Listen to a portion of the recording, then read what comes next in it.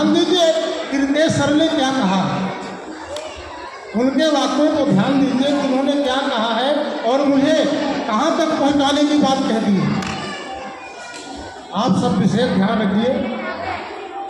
गुरुर् ब्रह्मा गुरुर् विष्णु गुरुर्देवो महेश्वरा गुरु साक्षात परम ब्रह्म तस्मै श्री गुरुवे नमः। गुरु ब्रह्म से भी बढ़कर है। ब्रह्म की प्राप्ति गुरु ही कराता है।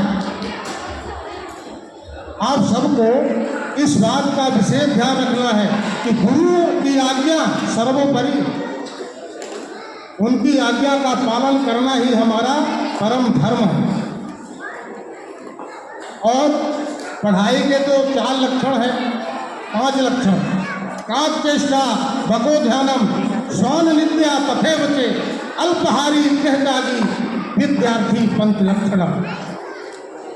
पर आपने हम हो गया सीताराम श्री राम।